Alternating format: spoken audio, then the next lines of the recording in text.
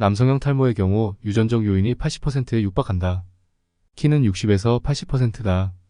비만은 40에서 70%가 유전적 요인이며 피부색, 눈색, 모발 유형 등의 신체적 특성의 대부분도 유전적으로 결정된다. 이처럼 우리는 어떤 부분에서는 유전자의 역할을 인정하면서 어떤 부분에서는 유전자보다 노력이 중요하다고 여긴다. 당연컨대 유전적 요인은 노력보다 중요하다.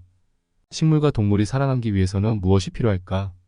다윈의 자연선택에 따르면 환경에 잘 적응한 특성을 가진 개체가 번식할 기회를 더 많이 갖는다. 즉 앞선 개체에서 더 나은 유전자를 이어받은 쪽이 훨씬 환경에 적응하기 쉽고 번식하기 쉽다. 이 특성은 세대를 거듭하며 더 흔하게 나타난다. 원래 기린의 조상은 다양한 길이의 목을 가졌었다. 다만 이들이 살던 환경에서는 높은 나무의 잎이 주요 먹이원이었다. 목이 긴 기린들은 높은 나무의 잎을 쉽게 먹을 수 있었다. 이들은 더 많은 먹이를 섭취하고 건강하게 살아남을 수 있었다. 반면 목이 짧은 기린들은 높은 곳의 먹이에 접근하기 어려웠다. 고로 살아남을 확률은 더 낮았다. 반드시 그렇다는 것을 의미하는 것은 아니다. 확률적으로 그렇다. 결국 목이 긴 기린들은 더 많은 자식을 낳는다. 이 자식들은 그 유전적 특성을 물려준다. 고로 세대를 거칠수록 기린 전체의 목 길이가 길어진다. 목이 긴 기린이 더 많은 자손을 남기는 과정은 세대를 거쳐 반복한다.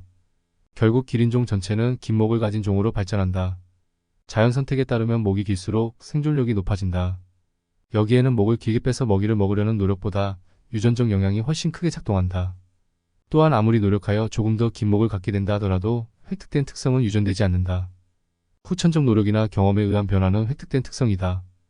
가령 아버지가 열심히 운동을 하여 근육질의 몸을 가져도 이는 유전적 변화가 아니라 신체 반응일 뿐이다.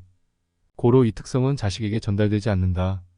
우리가 물려줄 수 있는 것은 물려받은 것에 국한된다. 물론 후성 유성학에 대한 추가적인 연구도 있다. 다만 원칙적으로 후천적 노력에 의한 변화는 유전되지 않는다. 우리는 종종 노력이 모든 것을 이긴다는 말을 듣는다. 그러나 그것은 정답이 아니다. 특히 인간의 성취에 관해서 유전자의 역할은 노력보다 결정적이다. 유전자는 신체적, 정신적 특성을 크게 결정한다. 가령 운동선수들 중에도 유전적으로 특정 스포츠에 더 적합한 개체가 있다. 마라톤 선수와 단거리 달리기 선수의 근육 구성, 심폐 능력은 분명 유전적 차이가 있다. 이러한 조건은 아무리 노력해도 쉽게 바꿀 수 있는 것이 아니다. 또한 지적 능력과 학습 능력도 유전자의 영향이 크다. IQ나 특정 학문의 재능은 유전에 의해 결정된다. 물론 교육과 노력, 환경도 중요하다. 다만 유전적 소질 없이 최고 수준에 도달할 수는 없다. 가령 수학이나 음악의 경우에는 대개 그 천재성이 타고나는 경우가 많다. 유전자의 영향이 크다고 하여 노력이 불필요하다는 것은 아니다. 실제로 다이어트 시 소모되는 에너지를 보면 이런 불공평함이 존재함을 알 수 있다. 우리는 운동을 통해 체중을 조절할 수 있다고 믿지만 실제로 인간의 몸에서 가장 많은 에너지를 소모시키는 요인은 운동이 아니라 기초 대사량이다. 대부분의 성인은 에너지 소모의 60에서 75%가 기초 대사로 소모된다. 쉽게 말해 호흡을 하고 혈액순환을 하고 체온을 유지하거나 세포 활동을 하는 기본 활동으로 가장 많은 에너지를 쓴다. 전체 에너지 소모에서 운동 에너지가 사용되는 비율은 2540%에 그친다. 다만 기초 대사가 적은 사람이라면 운동을 통해 충분히 그것을 소모시킬 수 있겠지만 타고난다는 것은 분명 어쩔 수 없는 사실이다. 감정 조절과 성격 또한 유전적 요인에 의해 상당수 결정된다. 유전적 소인을 가진 이들은 특정 감정적 반응이나 성격적 특성을 보일 확률이 높다. 이것은 개인의 삶의 질에 영향을 끼치고 대인관계와 학업 능력에서도 그 영향을 끼친다. 이것은 단순한 노력으로 변화하기 쉽지 않다. 앞서 말한 바와 같이 유전자가 모든 것을 결정한다는 것은 아니다. 환경적 요인과 개인의 노력도 중요한 요인이다. 다만 유전자의 중요성을 과소평가하는 것은 현실을 왜곡하는 일이다. 유전자와 노력은 상호 보완적 관계에 있으며 둘 중 어느 하나만으로 인간의 능력과 성취를 완전히 설명할 수는 없다.